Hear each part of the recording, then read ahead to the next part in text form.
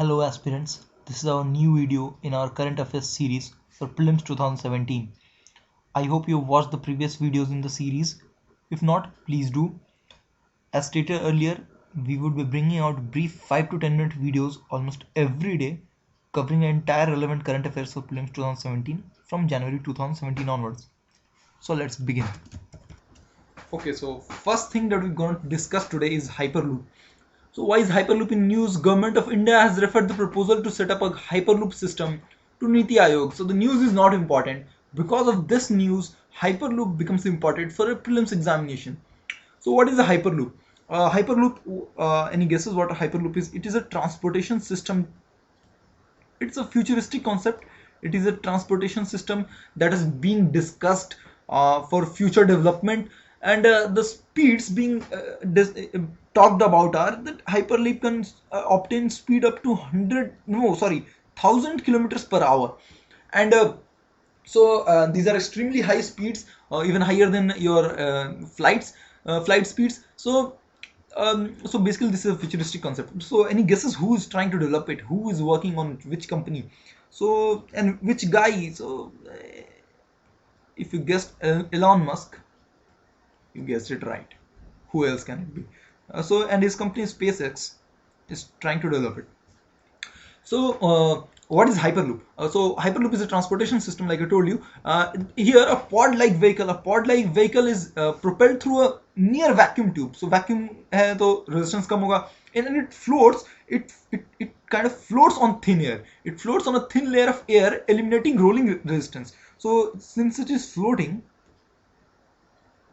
so there is no rolling resistance.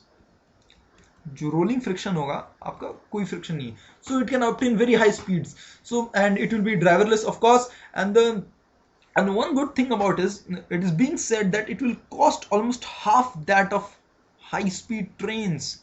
जो bullet trains हैं हमारे, इसकी cost it would be half. So okay, so this is how so all the information that you have is sufficient for prelims में अगर कोई hyperloop पे question आ जाए. Okay, moving on. Next I want to discuss about election expenditures.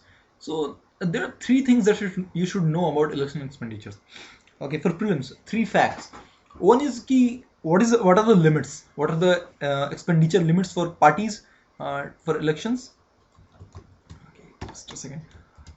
So for Lok Sabha or parliamentary constituencies, the limits are 54 lakhs to 70 lakhs per candidate per constituency, and for assembly constituencies the limit is, that is for Lok Sabha, that is for legislative assemblies, the limit is 28 lakhs. Okay, so these are the election expenditure limits presently, and it gets revised very often because of obviously because your economy is growing, inflation is going on, also it gets revised every few years. But for now these are the election expenditure limits. Next thing that you should know is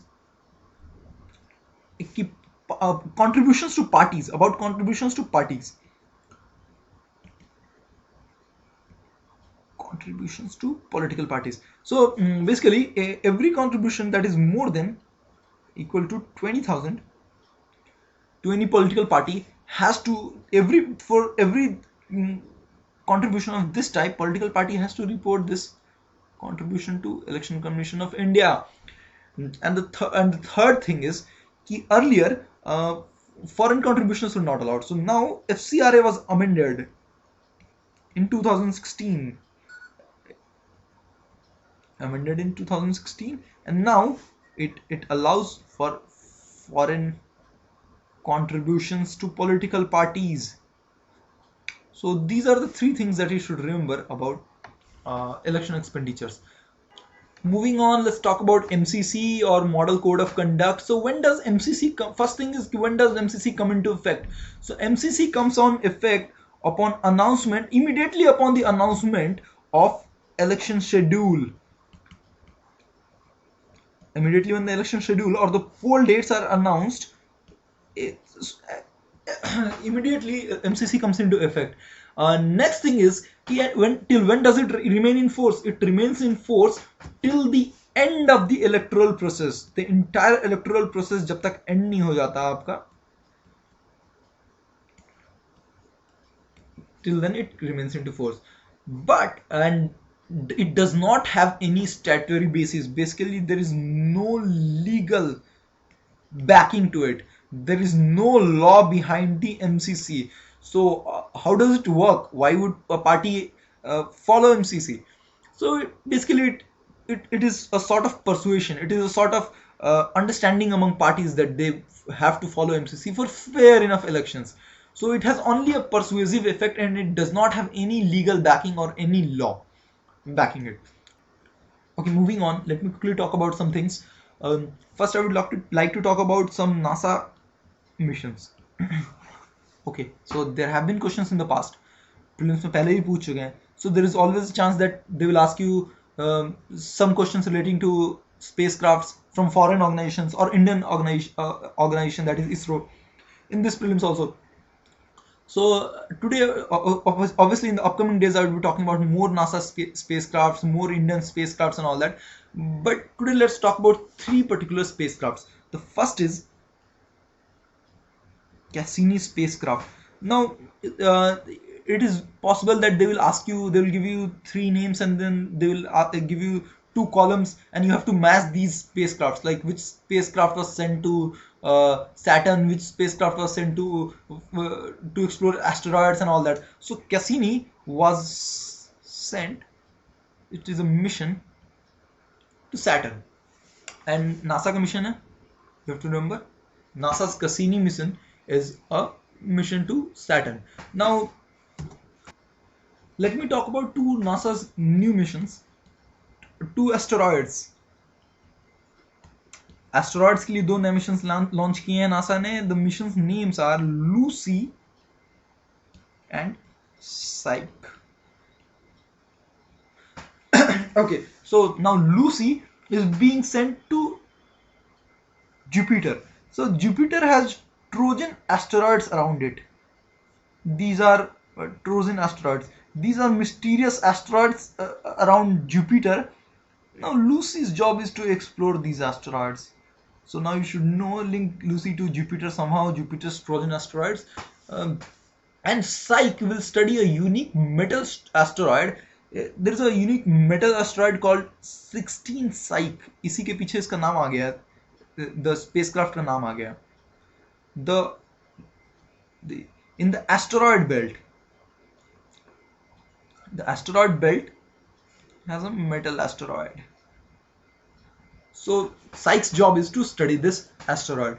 Okay, so these are the three spacecrafts of NASA that I wanted to talk to you about. Cassini to Saturn, Lucy Jupiter के Trojan asteroids को study करेगा, Cassini Saturn को study करेगा, and third is your side.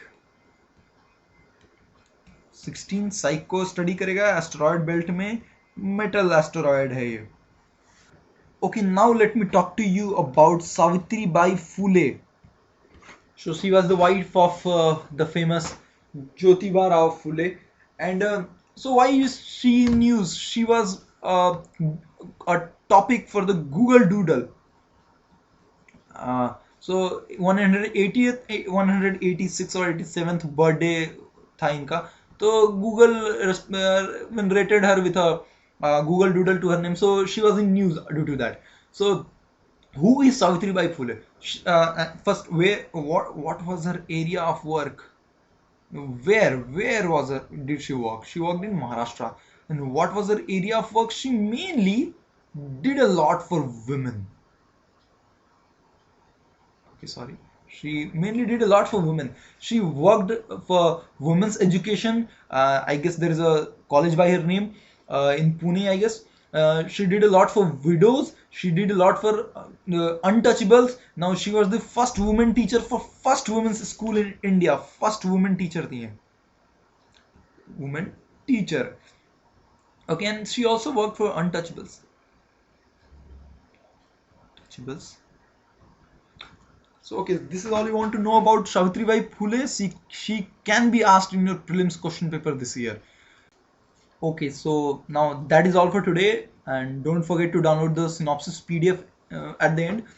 And if you like this initiative, please spread the word. If there's something else you want us to address, please shoot us a comment, and we promise to revert back to you in time. And please do visit edwitty.in for more useful content. Thank you.